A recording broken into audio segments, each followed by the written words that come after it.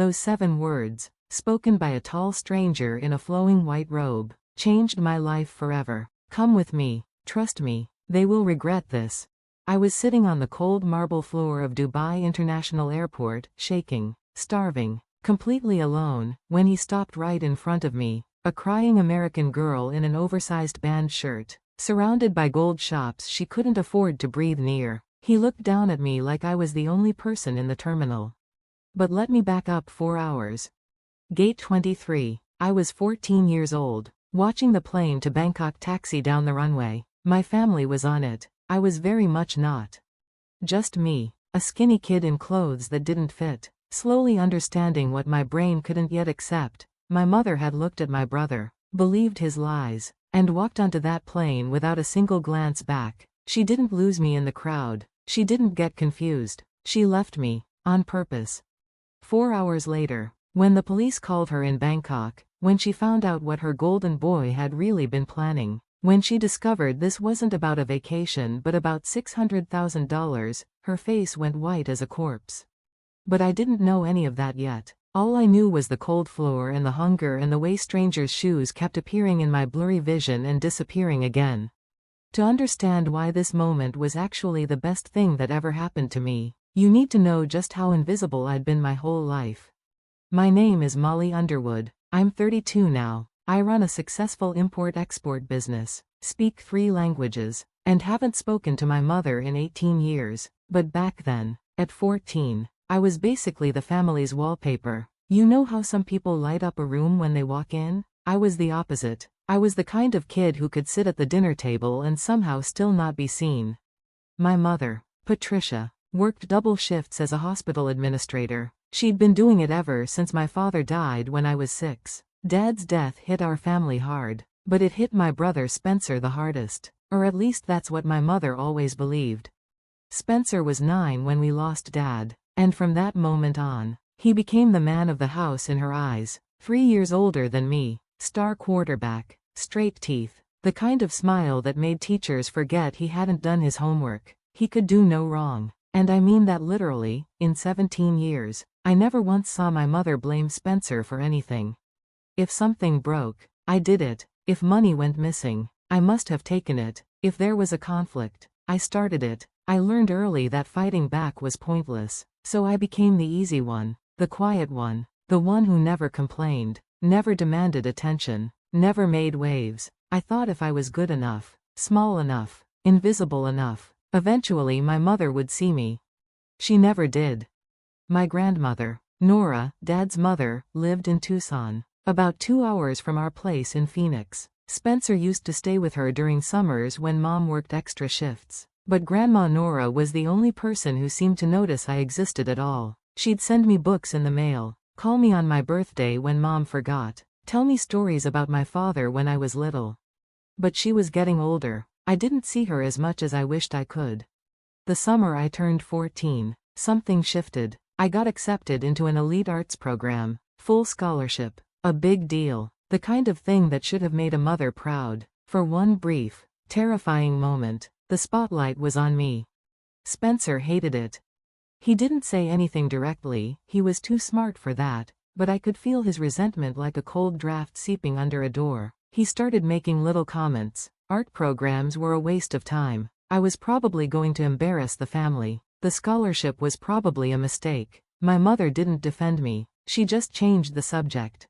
About a week before our vacation, I came home early from school, half-day, teacher meetings, and heard Spencer's voice coming from his room. His door was cracked open. He was on the phone with someone. I wasn't trying to eavesdrop, but his words stopped me cold. "The trust fund," he said, "and she can't find out. Once I turn 18, it's handled." I stepped on a creaky floorboard. His door flew open. "Were you spying on me?" His face was red, angry in a way I'd never seen before. "I just got home. I wasn't. Stay out of my business, Molly. I mean it." He pushed past me and went downstairs. I stood there for a long moment, confused. What trust fund? What was he talking about? I didn't understand it then. I wish I had. A few days later, we left for our big family vacation. Mom had won a trip to Thailand through her workplace lottery, some hospital raffle thing. Our first real vacation in years. I was genuinely excited. 2 weeks in Thailand. Beaches, temples, adventure. The flight route took us from Phoenix to Dubai for a 6-hour layover, then on to Bangkok. I packed light. 1 suitcase. Spencer brought 3.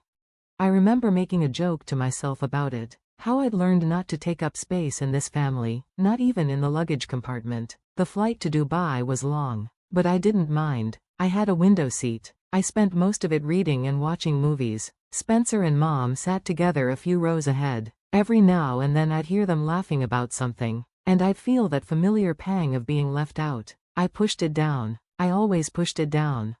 When we landed in Dubai, I was exhausted but amazed. That airport was incredible. A palace made of glass and marble. The bathroom I used had better lighting than my entire school. Gold shops, designer stores, restaurants that looked like they belonged in a magazine. I wandered around with my mouth half open, feeling like a peasant who'd stumbled into a royal court. My fashion choices didn't help. I was wearing my favorite oversized band t-shirt, some rock group I barely listened to anymore, and jeans that were slightly too long because I'd bought them on sale. I looked exactly like what I was, a 14-year-old kid from Arizona who had no idea what she was doing. Spencer suggested we split up to explore the terminal during our layover. He said he'd take Mom to look at the Gold Souk area, and I could go check out the bookstore. I was actually happy about it. Peace was rare in my family. I wanted to enjoy the alone time. Before I left, Spencer offered to hold my backpack. "You don't want to lug that around everywhere," he said. "I'll keep it safe."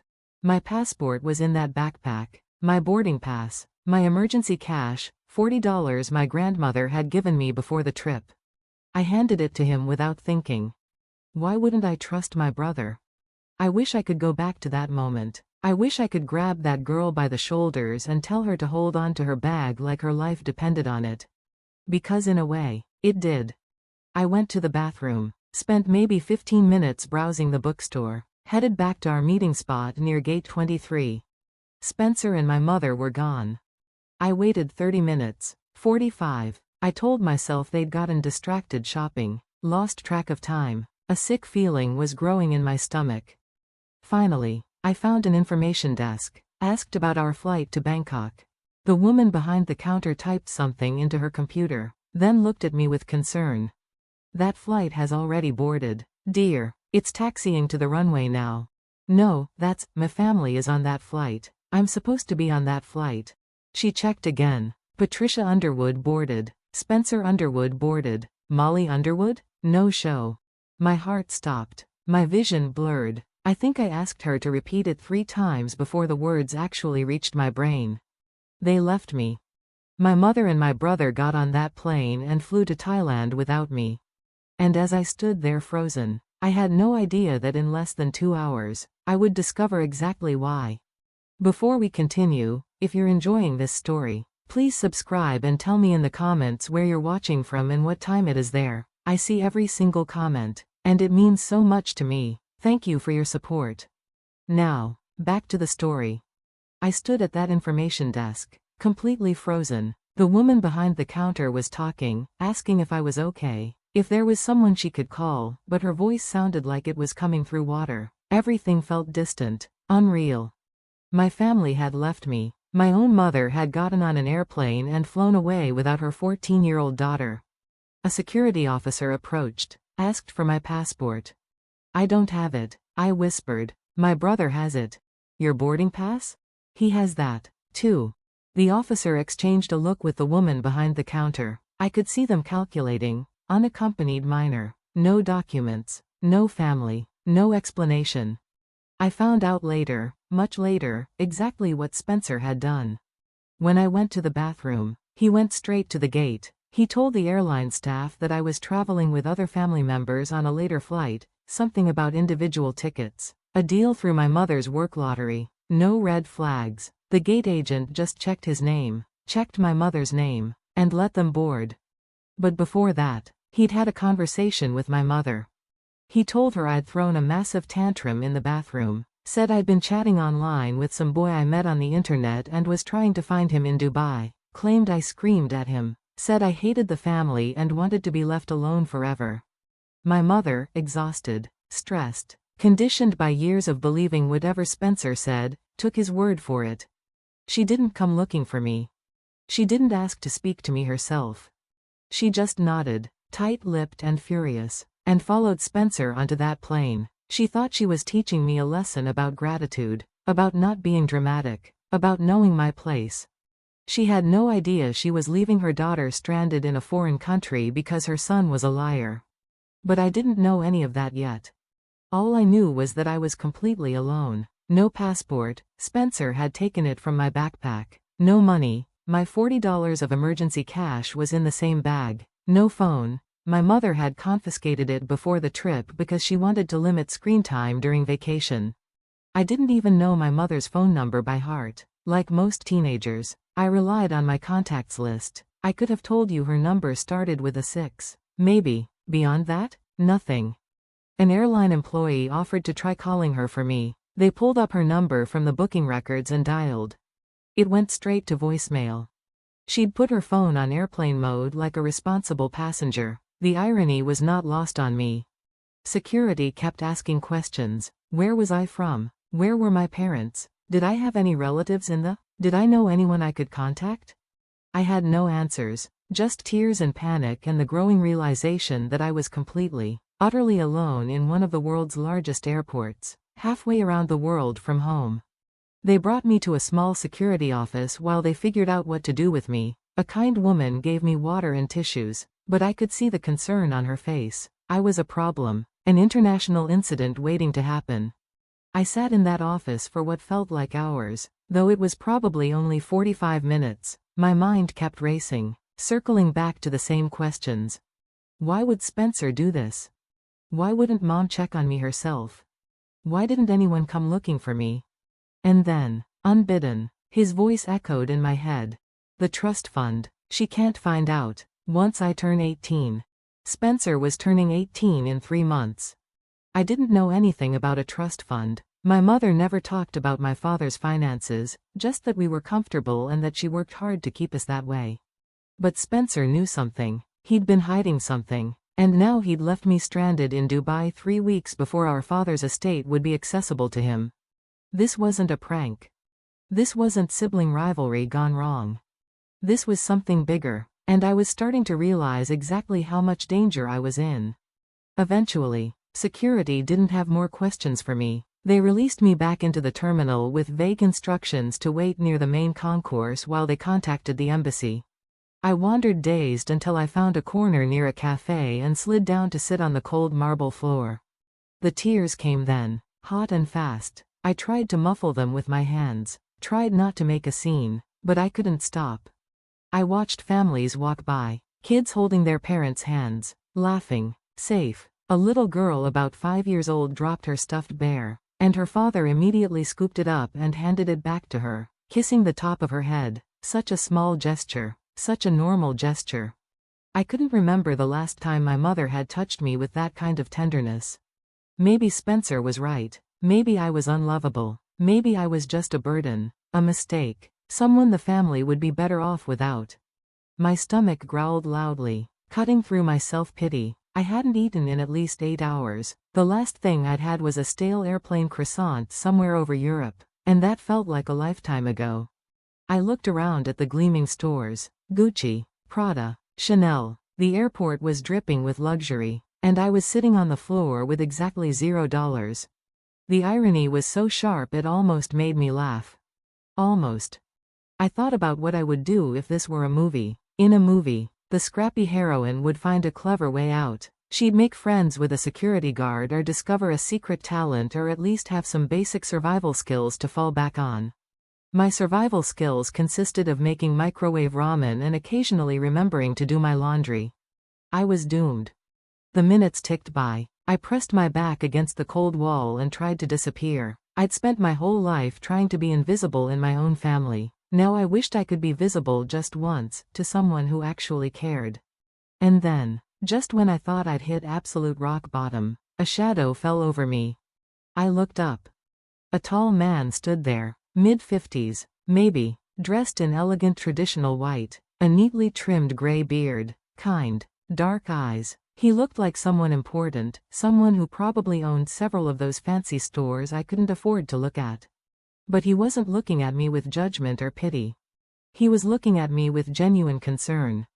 "Young lady," he said. His English was accented but clear. "You look like someone who needs help, and I believe I know exactly how to give it." Every instinct in my body screamed danger. Stranger. Foreign country. Alone. This was exactly the situation my mother had warned me about my entire life. Don't talk to strangers. Don't trust anyone you don't know. The world is full of people who want to hurt you. But the thing is, my mother had just left me in an airport. So her advice didn't feel particularly reliable at the moment. The man didn't approach too close. He sat down on a bench nearby, leaving a respectful distance between us, not too far, not too close, like he understood that I was scared and wanted to give me space. "My name is Khalid al-Rashid," he said calmly. "I work here at the airport. I am the director of guest relations." He paused, letting that sink in. "I noticed you from across the terminal. You reminded me of someone." I wiped my eyes with the back of my hand. "Who?" "My daughter." His voice was soft. "She passed away 5 years ago. She was 15. She had the same expression you have right now, like she was trying very hard to be invisible and hoping no one would notice her pain." I didn't know what to say to that. The honesty of it caught me off guard. This wasn't what predators said. This was something else. "I'm sorry," I whispered. He inclined his head. "Thank you." Her name was Fatima. She had a heart condition since birth. We knew she would not live long, but that did not make losing her easier. He looked at me with those steady, kind eyes. "Now, will you tell me why you are sitting on the floor of my airport, crying?" Something about the way he said my airport, not possessive, but protective, made me trust him. Against every warning I'd ever been given, I started talking. I told him everything. About Spencer. About the lie he told my mother. About how she believed him instantly, without question. About being marked as a no-show while my family flew to Thailand without me. I told him about having no passport, no money, no phone, no way to contact anyone. I told him about the trust fund I'd overheard Spencer talking about, how I didn't understand what it meant, but I knew it was important. Khalid listened without interrupting. His expression grew more serious with each detail, but he didn't look shocked. He looked like a man who had seen many things in his long career and recognized the shape of what he was seeing now. When I finished, he was quiet for a moment. "What happened to you," he said slowly, "is not just cruel, it is potentially criminal. Abandoning a minor in an international airport, especially with deliberate theft of identity documents, is a serious matter under international law." My heart skipped. "Criminal?" "Very serious." He nodded. "But more importantly, you are a child who needs help, and I am going to help you." He stood up and extended his hand. "Come with me. Trust me. They will regret this." I hesitated. Every alarm bell in my head was still ringing. But something deeper, something instinctive, told me this man was safe. Maybe it was the way he talked about his daughter. Maybe it was the fact that he hadn't tried to touch me or come too close. Maybe I was just desperate. I took his hand. "First," he said as we walked, "we need to get you safe and fed. When did you last eat?" "I don't know, 8 hours? 10? He made a sound of disapproval. "That will not do. Come." Khalid walked me through corridors I didn't even know existed, staff-only areas, administrative offices, behind-the-scenes passages that connected the gleaming public terminal to a world of quiet efficiency. He explained who he was to security guards along the way, and they nodded respectfully, stepping aside. I realized that Khalid didn't personally have the authority to launch some big international investigation, but he knew exactly who to contact and how to make things happen fast. He was connected, respected, and he was on my side. We ended up in an administrative office with soft lighting and comfortable chairs. A woman named Aisha, kind-faced, maybe in her 40s, sat with me while Khalid made phone calls in the next room. "You're safe now, Habibti," Aisha said, handing me a plate of food from the staff cafeteria. Chicken, rice, vegetables, warm bread. "Whatever happened, you are safe here." I ate like I'd never seen food before. That chicken sandwich, well, it was more like a full meal than a sandwich, was the best thing I'd ever tasted. Hunger really is the best seasoning. While I ate, I could hear Khalid on the phone. His voice was calm but carried an authority that made the walls seem thinner. This is Director Al-Rashid. I need the security footage from gates 20 through 25. Timestamp 1430 to 1600. Yes. Immediately. We have a minor who was deliberately abandoned. Her documents were stolen by a family member. I stopped chewing. Deliberately abandoned. Hearing someone else say it made it real in a way it hadn't been before. My brother hadn't just left me behind. He'd planned it. An hour later, I saw the proof. Khalid's colleagues had pulled the security footage. They found the exact moment. Spencer unzipping my backpack while I walked toward the bathroom, reaching inside, removing my passport and boarding pass with a small, deliberate smile. He tucked them into his own bag, zipped it up, and walked away like nothing had happened. Then they showed me footage from the gate, Spencer whispering to my mother, her face twisting with anger. She nodded, lips pressed tight, and turned toward the jet bridge. She didn't look back, not once. Spencer followed her, and just before he disappeared through the door, he glanced back toward the terminal. He was smiling.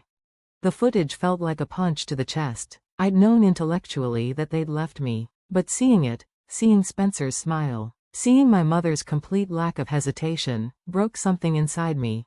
This is very clear evidence, Khalid said, sitting down across from me. There is no ambiguity. Your brother stole your travel documents and deliberately separated you from your family. Your mother did not verify his story. This is abandonment. I nodded, numb. Now, he continued, I must ask you something. You mentioned a trust fund. Your brother was concerned about money. Do you know anything about your father's estate? I shook my head. My mom never talked about it. She just said Dad left enough for us to be comfortable. I assume that meant like the house and stuff. Khalid was quiet for a moment. Sometimes, he said carefully, siblings do terrible things to protect what they believe belongs only to them. Sometimes parents leave behind more than houses and furniture, and sometimes those secrets become weapons. I thought about Spencer, about the phone call I'd overheard. She can't find out. Once I turn 18. My brother is turning 18 in 3 months, I said slowly. He was talking about a trust fund, something he could access when he turned 18. Khalid nodded. When you return home, you should look into your father's documents, ask questions, find out what he left behind, and for whom. You think this is about money? I think, he said gently, that people reveal their true character when they believe no one is watching. Your brother has revealed his. The question now is what you will do with that knowledge. I didn't have an answer. I was 14 years old. Exhausted, heartbroken, and sitting in an office thousands of miles from home. What could I possibly do? But somewhere inside me, a small flame of anger was starting to burn. Not just sadness anymore, not just confusion. Anger. My father used to call me his hidden gem. I never understood what he meant. Hidden from what? Hidden from whom? Now, sitting in that airport office with Khalid's steady gaze on me, I was starting to understand. My father had seen something. He'd known, somehow, that I would need protection from my own family, and he'd tried, in whatever way he could, to give me that protection. I just hadn't found it yet. Khalid's phone rang. He answered, spoke rapidly in Arabic, then turned to me with a new expression on his face. The flight to Bangkok is still in the air, he said. They land in approximately 90 minutes. I have contacted the authorities in Thailand and the U.S. Embassy here in Dubai. When that plane lands, your mother and brother will be met by police. My stomach dropped. Police? Child abandonment is a serious crime. International child abandonment with document theft is even more serious. He paused. You have a choice now, Molly. You can let this go. We can arrange for you to simply fly home, and you can pretend this never happened. Or, he smiled, just a little. You can watch justice happen, and trust me when I tell you, they will regret what they have done.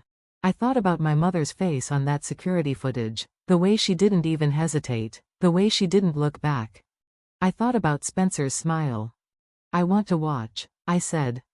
Khalid picked up the phone and dialed. His voice was calm, but it carried an electricity that made the air in the room feel charged. This is Director Al-Rashid. I need you to contact the International Police Coordination Office and the U.S. Embassy immediately. We have a confirmed case of child abandonment by an American family. The mother and brother are currently on Emirates Flight 384 to Bangkok. I want authorities waiting when that plane lands. They are not to leave the airport. Khalid's voice was calm, unhurried, like a man who had delivered orders like this 1,000 times, but there was steel beneath it, the unmistakable authority of someone who was accustomed to being obeyed. He glanced at me, and his expression softened. Now, young lady, let's talk about justice.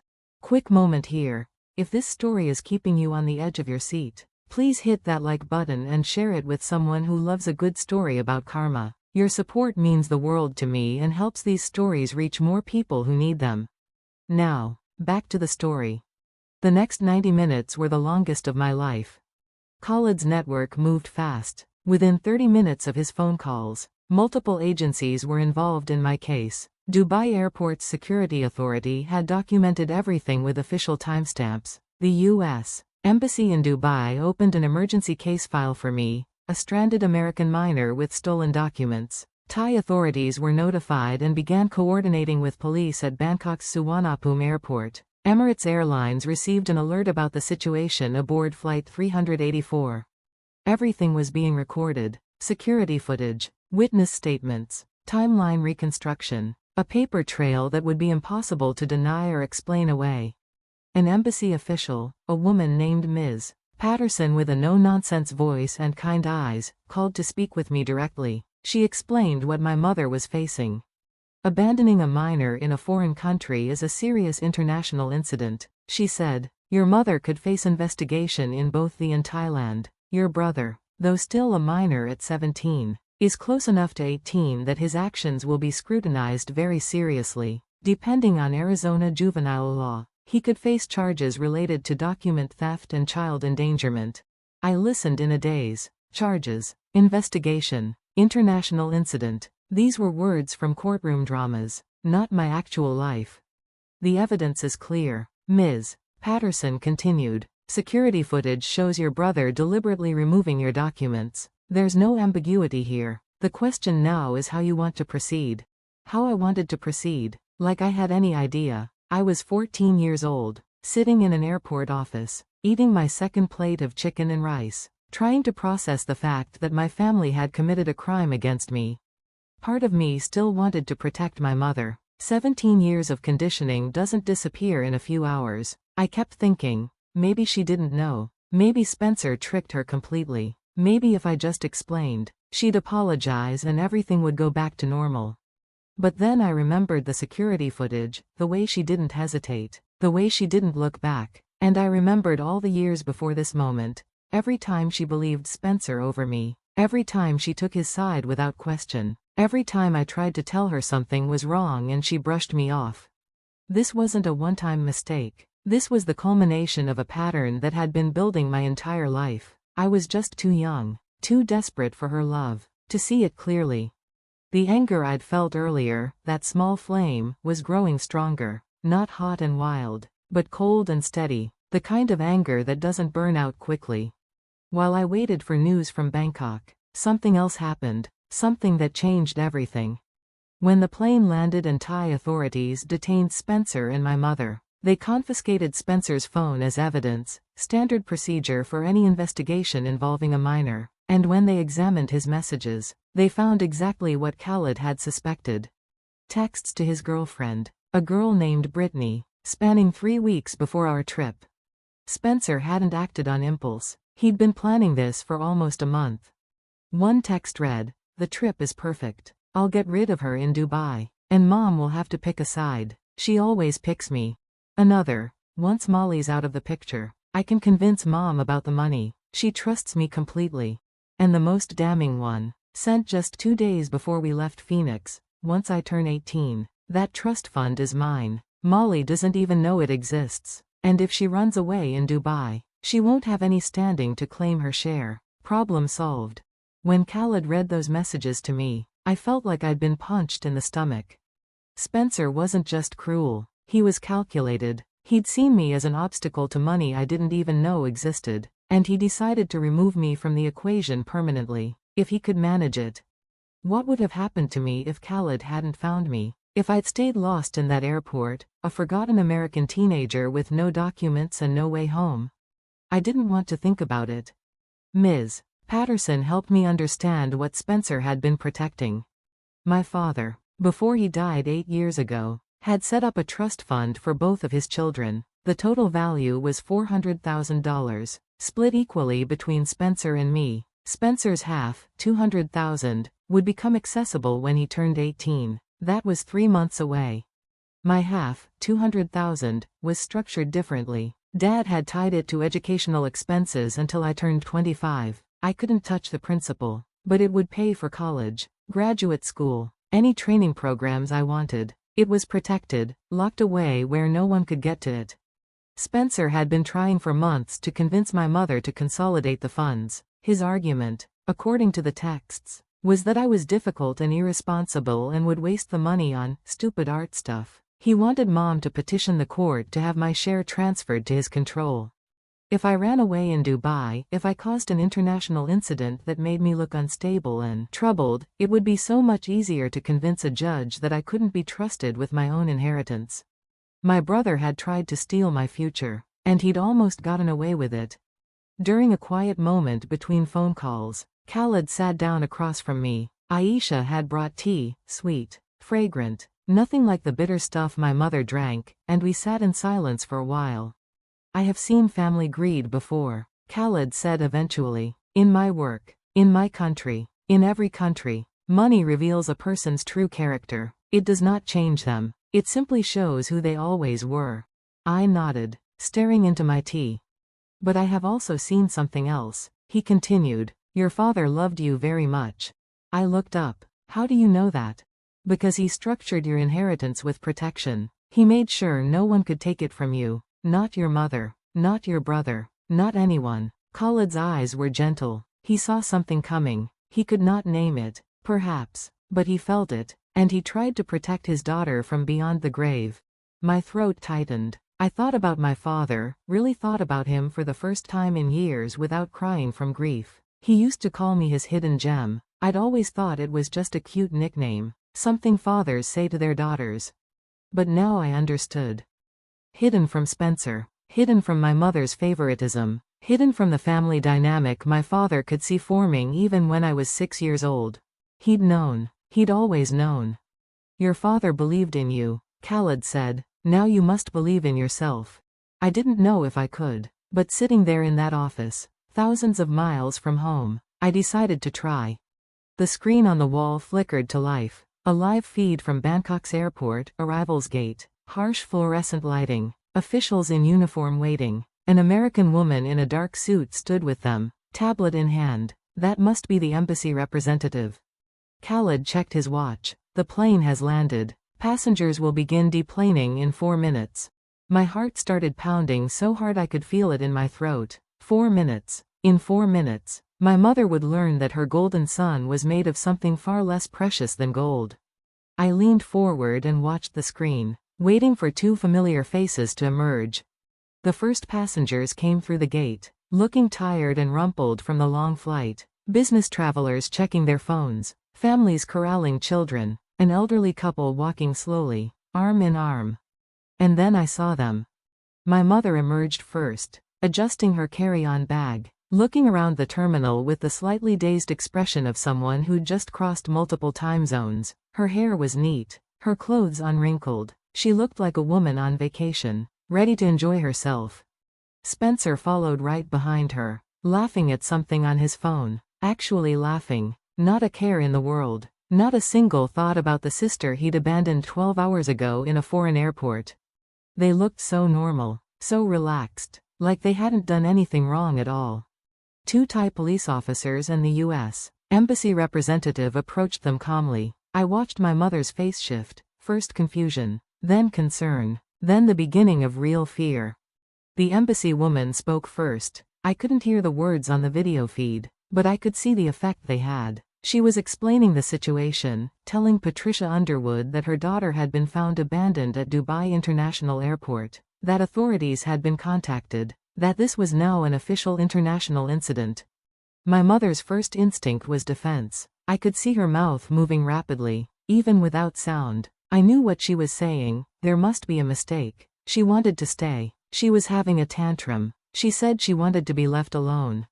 Spencer stood beside her, nodding along, playing the supportive, concerned older brother. She's always been dramatic. She probably did this for attention. You know how she is. The Thai officer produced a tablet and pressed play. I watched my mother watch the security footage. I watched her see her son unzipping my backpack while I walked away, trusting him. I watched her see him remove my passport with that small, deliberate smile. I watched her see him tuck it into his own bag like it was nothing. The color drained from her face, from flushed pink to pale to completely, utterly white. Spencer tried to speak. I could see him gesturing, his mouth moving fast, probably saying it was just a prank, just a joke. He was going to fix it later. The same excuses he'd used his whole life. The officer swiped to the next screen. Spencer's text messages to Brittany.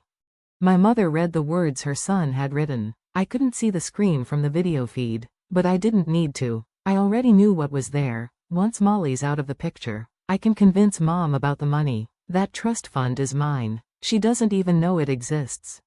Patricia Underwood's hand went to her mouth. Her whole body seemed to crumple, like someone had cut her strings. Spencer's mask finally fell. I'd watched my brother charm his way out of trouble my entire life. Teachers, coaches, neighbors, our mother, everyone fell for his smile, his confidence, his easy excuses. He'd never faced a consequence he couldn't talk his way around. But you can't charm your way out of evidence. You can't smile at a security camera and make it unsee what it recorded. You can't explain away text messages written in your own words. Spencer's face went from confident to confused to scared in the span of about 30 seconds. His shoulders hunched. His hands started shaking. He tried to step back, like he could physically retreat from the situation, but the officers were already on either side of him. I thought I'd feel satisfaction watching this, triumph, maybe some kind of victory. Instead, I just felt tired and sad and relieved that it was finally over. The embassy representative held up a tablet, and suddenly I was looking at my mother's face on a video call. She could see me. I could see her. She looked destroyed, mascara running down her cheeks, eyes red and swollen, older than I'd ever seen her look. Molly, her voice cracked. Baby, I'm so sorry. I didn't know. Spencer told me, he said you wanted, I thought you didn't.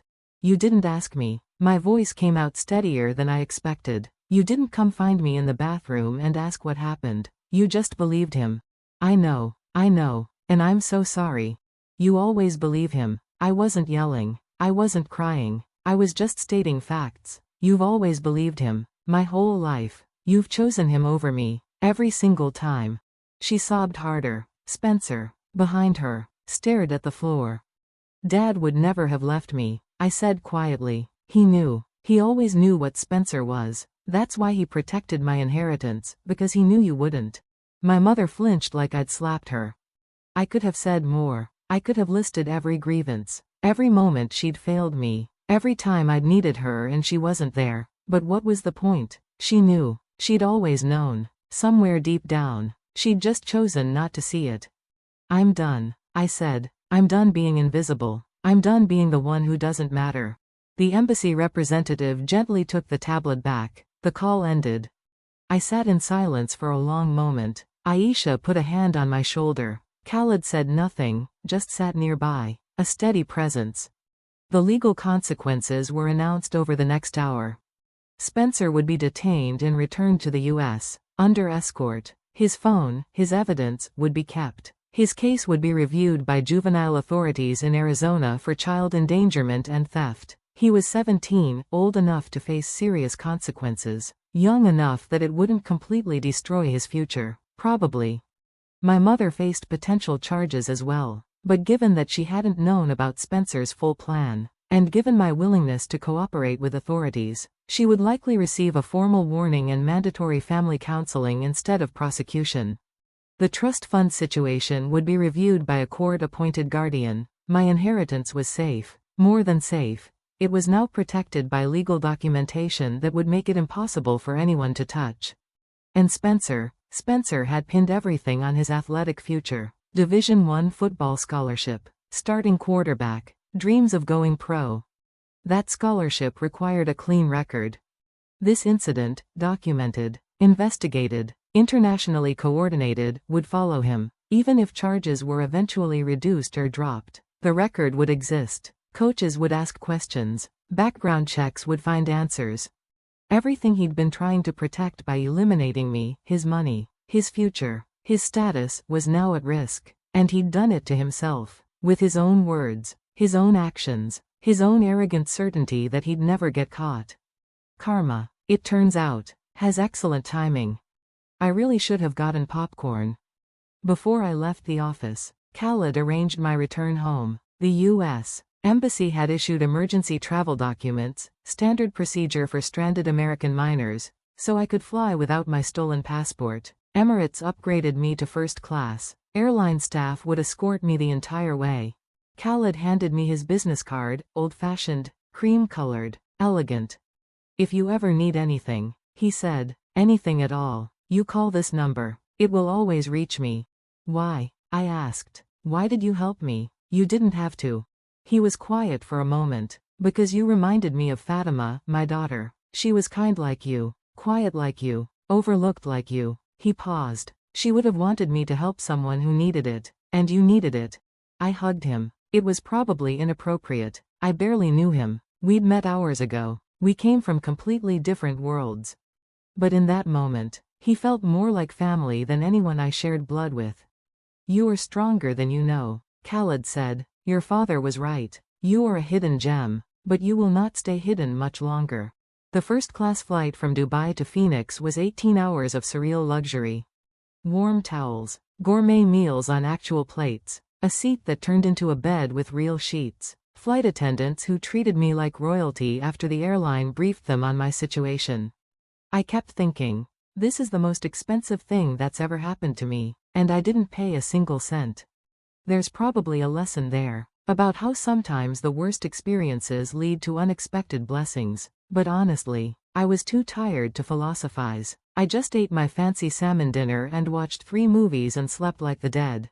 When I landed in Phoenix, my grandmother, Nora, was waiting at arrivals. She looked older than I remembered. It had been almost a year since I'd seen her, but her hug was exactly the same, strong and warm and smelling like lavender and old books.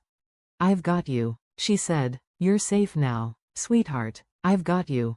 She drove me to her house in Tucson, not back to my mother's place in Phoenix. That was deliberate. I wasn't ready to face my mother yet, and Grandma Nora understood without me having to explain. My mother had returned from Thailand immediately after the incident. Her vacation was over before it started. She was facing counseling appointments, legal interviews, and the wreckage of a family she'd helped destroy through willful blindness. Spencer was being processed through the juvenile system in Phoenix. He'd be home eventually, but not for a while, and when he did come home, it wouldn't be to live with me. For the first time in 17 years, I didn't have to exist in my brother's shadow. The relief was so profound it made me dizzy. A week after I got back, my mother came to Tucson to see me. She looked like she'd aged 10 years, hollow eyes, trembling hands, clothes that didn't quite fit right. The polished hospital administrator was gone. In her place was a woman who'd finally been forced to see the truth about her family. She didn't make excuses. She didn't try to explain away what happened or minimize Spencer's actions. She just sat across from me at Grandma Nora's kitchen table and said, "I failed you. I don't know how to fix it, but I want to try, if you'll let me." I looked at her for a long time. This woman who had chosen my brother over me for as long as I could remember, who had believed his lies without question, who had gotten on an airplane and left me stranded in a foreign country. But also this woman who had worked double shifts to keep a roof over our heads, who had lost her husband young and done her best to hold a family together, who was flawed and broken and finally willing to admit it.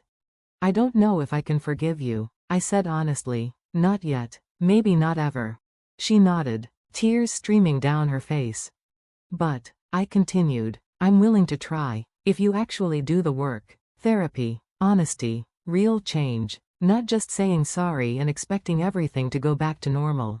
"I will," she whispered. "I promise, I will." It wasn't forgiveness, but it was a start.